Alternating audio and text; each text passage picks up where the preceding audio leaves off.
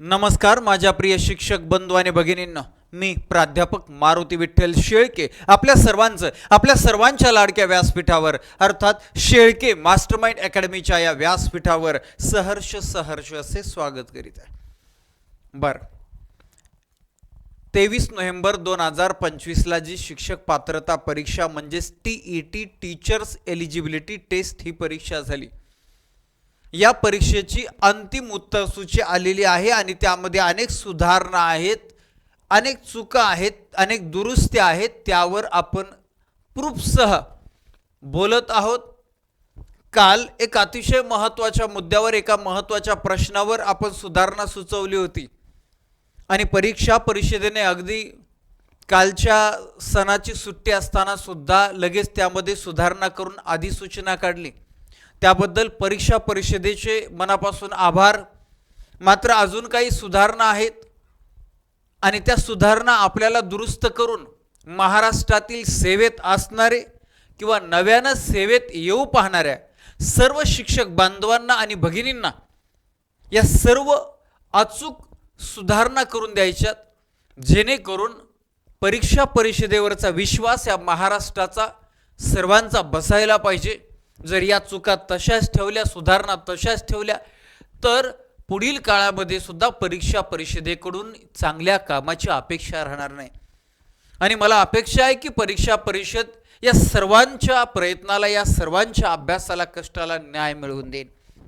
सर्वप्रथम काल आपण ज्या प्रश्नाबद्दल सुधारणा सुचवली होती ती सुधारणा केली आणि लगेचच्या लगेच 2 तास ते 2 तासामध्ये नवीन अधिसूचना आली। या दुरुस्तीबद्दल परीक्षा परिषदेचे महत्त्व अतिशय मनापासून आभार।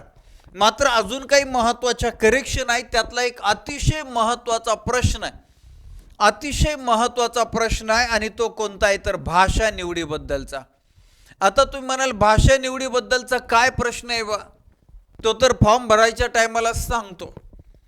तर कुणीही समजा कुठल्याही शिक्षक बांधवाने भगिनीने प्रथम भाषा ही मराठी निवडली असेल, प्रथम भाषा मराठी का निवडली, त्यांनी इंग्लिश का निवडली? ते महाराष्ट्रामधले, त्यांची इंग्लिश नाही आहे, कच्ची आहे, मराठीवर त्यांचं प्रभुत्व आहे म्हणून प्रथम भाषा मराठी। मग मला सांगा, मराठी प्रथम भाषा निवडणारे कोणतेही शिक्षक बांधव भगिनी या इंग्लिशचे प्रश्न वाचणार आहेत का हो? काय संबंध आहे? त्यांनी प्रथम भाषा मराठी निवडलेली आहे म्हटल्यानंतर मराठीतलेच प्रश्न वाचणार ना, इंग्लिशचा काय संबंध आहे? आणि तुम्ही आता मग सांगताय की काही संदिग्धता असेल तर आम्ही इंग्लिश प्रश्न त्यानुसार, इंग्लिश प्रश्नानुसार कसं, किती वेगळा विरोधाभास आहे की आम्हाला प्रथम भाषा निवडायला तुम्ही संधी दिली, मात्र आम्ही जी प्रथम भाषा निवडली त्याला व्हॅल्यूच नाही, त्याला महत्त्वच नाहीये। म्हणून ही एक अतिशय महत्त्वाची दुरुस्ती अशी आहे की प्रथम भाषा जी निवडलेली आहे त्या भाषेतलाच प्रश्न तोच चेक केला जावा आणि त्यानुसारच त्याचं उत्तर दिलं जावं, त्याचं करेक्शन, त्याची सुधारणा पाहावी। बरं, इथपर्यंत मुद्दा संपला नाही तर हे असं देऊ नये, हा नियम तुमच्याकडूनच एका प्रश्नाबद्दल कसा मोडलाय, कसा बदललाय तेही तुम्हाला सांगतो ते आपल्याला पाहायचं। फक्त मी भाषेबद्दलचा हा प्रश्न, बाकीचे अनेक सुधारणा ज्या आहेत ते मी वेगवेगळे व्हिडिओ बनवून टाकणार आहे आपल्या सगळ्या बांधवांपर्यंत। शिक्षक बंधूंनो, शिक्षक भगिनींनो, हे पाठवा जास्त ताकदीनं। जेव्हा हे शेअर केलं जातं परीक्षा परिषदेला सुद्धा त्याची दखल घ्यावी लागते आणि परीक्षा परिषद दखल घेत आहे। फक्त त्यांना अचूक संदर्भासह अचूक चुका व्यवस्थित दाखवून दिल्या की घेणार आहे। आता इथं सी संच आहे, सी संच आणि उर्दू माध्यमाचा प्रश्न प्रूफसह 2 विधानं दिलेले आहेत एक ए विधान आणि बी विधान असे 2 विधान आहेत। ए विधान इंग्लिशमध्ये आणि उर्दूमध्ये दोन्हीकडे बरोबर आहे, त्याचा काय विषय नाही। मात्र आता बी विधानाबद्दल तुम्हाला सांगतो की उर्दू माध्यम असेल तर बी विधानामध्ये विभक्त कुटुंबाबद्दलचं वाक्य आले, शब्द आलेला आहे विभक्त कुटुंबाबद्दल, आणि त्याच्यामुळं त्यानुसार उर्दू माध्यमाचा विचार केला, त्यानुसार पर्याय क्रमांक 3 उत्तर बरोबर आहे। तीन म्हणजे दोन्ही विधानं बरोबर आहे असं आहे. आणि परीक्षा परिषदेने तेच उत्तर बरोबर दिलेलं आहे. ठीक आहे, उर्दू माध्यमाचा विचार केला तर परीक्षा परिषदेचं उत्तर बरोबर आहे. पण तुम्ही काय म्हणताय, जर संदिग्धता असेल तर इंग्लिशचा विचार केला जाईल, इंग्लिशमधूनचा. तर तोच प्रश्न मी पुरावा देणार आहे, तोच प्रश्न इंग्लिशमधला दिलेला आहे. आणि मग त्यामध्ये विधान बी जे आहे चुकलेले म्हणजे वेगळे, चुकलेले म्हणजे काय आहे तर वेगळे आहे. काय वेगळे आहे तर तिथं एकत्र कुटुंब पद्धतीबद्दल दिले आणि विधान 2 मध्ये विभक्त कुटुंब पद्धती. बरोबर, विधान उर्दू मधल्या विधान 2 मध्ये विभक्त चुकून आलंय. जसं एका गणिताबद्दल आलं होतं, सेलिंग प्राइस आणि परचेसिंग प्राइस, खरेदीची किंमत आणि सेलिंग प्राइस, जसं झालं ना तसं इथं. बरोबर, मग इथं विभक्त दिलंय, इथं एकत्र दिलंय. मग इंग्लिशनुसार जर पाहायचं म्हटलं तर इंग्लिशचं दुसरं विधान चुकीचं आहे आणि तिथं ऑप्शन नंबर 1 उत्तर यायला पाहिजे. मग आता मला सांगा, तुम्ही उर्दूनुसार 3 बरोबर दिले आणि इंग्लिशनुसार तर 1 बरोबर येतं, इथं तुमचा न्याय कुठे गेला? इथं तुमचा न्याय कुठे गेला? हा नियम तुम्हीच मोडला. दुसरी गोष्ट, आता पुढचं उदाहरण देतो. हे झालं उर्दू आणि इंग्लिश बद्दलचं. आता पुढचं हे तुम्हाला प्रश्न दाखवतोय. हा प्रश्न पहा, इथं 92 नंबरचा प्रश्न, स्टेटमेंट ए स्टेटमेंट बी आणि त्याच्यामध्ये इथं जॉईंट फॅमिली बद्दल दिले, जॉईंट फॅमिली. ओके, आणि इथं हा 92 नंबरचा उर्दूचा प्रश्न.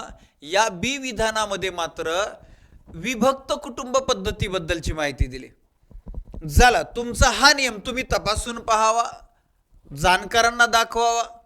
आम्ही चुकीचं सांगणार नाही, आमचा प्रयत्न आहे प्रत्येकाला न्याय मिळावा, प्रत्येकाच्या दृष्टिकोनातून प्रत्येकाने केलेल्या अभ्यासाला न्याय मिळावा. आता पुढे पहा, इथं आहे बी संच प्रश्न क्रमांक 102 जो रद्द केला. का रद्द केलाय तुम्ही? रद्द का केलाय बघा, तर कारण मराठी मधूनच्या प्रश्नामध्ये खरेदी किंमत, काय खरेदी किंमत दिली होती आणि इंग्लिश मधूनच्या प्रश्नामध्ये विक्री किंमत आली, म्हणजे सेलिंग. काय आली? सेलिंग विचारली, म्हणून तुम्ही काय केलं? रद्द. इथं मात्र तुम्ही इंग्लिशनुसार पर्याय, इंग्लिशनुसार उत्तर विचारात घेतलंच नाही, इथं रद्द केला प्रश्न, पर्याय रद्द केलाय. मग इथं तुम्ही पाहिलंय सेलिंग प्राइस ऑफ आणि इथं वस्तूची खरेदी किंमत. बरोबर आहे ना? हे प्रिंटिंग मिस्टेक तुमची झाली इथपर्यंत ठीक आहे, पण तुम्ही तुमचाच नियम मोडलेला आहे. म्हणून अशा रीतीनं हे, आता मी फक्त एक सॅम्पल दिला तुम्हाला. असे अनेक प्रश्न आहे जिओग्राफी संदर्भात, सामाजिक शास्त्रामध्ये जिओग्राफी संदर्भात सुद्धा, पेपर 1 मध्ये सुद्धा, पेपर 2 मध्ये सुद्धा, पेपर 1 मध्ये सुद्धा, पेपर 2 मध्ये चुकीची जोडी बरोबर जोडी आले लक्षात. हा प्रश्न सुद्धा, तो सुद्धा तसाच तुम्ही मराठी माध्यम वेगळं, इंग्लिश मधलं वेगळं आणि मग तुम्ही तुमचाच नियम मोडलेला आहे. तर याबद्दल, या भाषाबद्दलचा जो आहे त्याबद्दल तुम्ही व्यवस्थित विचार करा आणि त्यानंतर मग याची सुधारणा, याची अधिसूचना द्यावी. आता माझ्याकडे हा एक प्रश्न आला, मात्र परीक्षा परिषदेने बरोबर उत्तर दिलेले. मी फक्त याची सुधारणा नाही, फक्त ज्यांनी अनेक शिक्षक बांधवांनी, भगिनींनी याबद्दल शंका विचारली म्हणून ते बरोबर आहे एवढंच सांगायचंय, याच्यात सुधारणा नाही. काय बी संच आहे, प्रश्न क्रमांक 31 आहे, मराठीतून धातू शब्द आहे, पर्याय क्रमांक 2 उत्तर दिलेला आहे. आणि इंग्लिश मधील प्रश्नामध्ये धातू शब्द नाही तर ॲलॉय असा शब्द आहे. ॲलॉय म्हणजेच मिश्र धातू, मिश्र धातू. आणि मग त्या मिश्र धातूमध्ये काय काय घटक आहेत? मग मिश्र धातूचं संमिश्र म्हणजे धातू अधातू हे दोन्ही असू शकतात, दोन्ही असू शकतात. आणि त्याच्यामुळे यामध्ये ऑप्शन नंबर 2चं उत्तर जे आहे, तुम्ही कोणीतरी म्हणत होतं की कार्बन हा धातू नाहीये, तर मिश्र धातूमध्ये, धातू संमिश्रामध्ये धातू अधातू या दोन्हींचाही समावेश असतो. त्याच्यामुळे यामध्ये सुधारणा नाहीये, हे बरोबर दिलेलं आहे परीक्षा परिषदेनं. मात्र भाषेवरूनचे जे नियम आहेत ते नियम परीक्षा परिषदेनं अंतिम निकाल द्यायच्या अगोदर अनेक बाबतीत बदललेले आहेत, वेगळे आहेत. त्याचा विचार करावा आणि त्याचा विचार करून मग अंतिम निकाल द्यावा अशी आमची विनंती आहे. महाराष्ट्रभरातील शिक्षक बांधवांना आणि भगिनींना मी आश्वासित करू इच्छितो की आपण परीक्षा परिषदेपर्यंत या सर्व सुधारणा मोठ्या ताकदीने पोहोचूया. अजून काही महत्त्वाच्या सुधारणा आहेत, ह्या फक्त भाषेबद्दलच्या होत्या म्हणून मी घेतल्या. पुढच्या व्हिडिओमध्ये मी इतर वेगळ्या पद्धतीच्या ज्या सुधारणा आहेत, वेगळ्या कारणानं ज्या सुधारणा आहेत, त्या पुढच्या व्हिडिओमध्ये मी सांगतो. आपल्या बांधवांपर्यंत, भगिनींपर्यंत या सुधारणा आणि ही माहिती जास्तीत जास्त शेअर करा. परीक्षा परिषद आपला या सुधारणेचा नक्कीच विचार करेन. आजच्या लेक्चरमध्ये इथेच थांबूया. धन्यवाद. थँक्यू.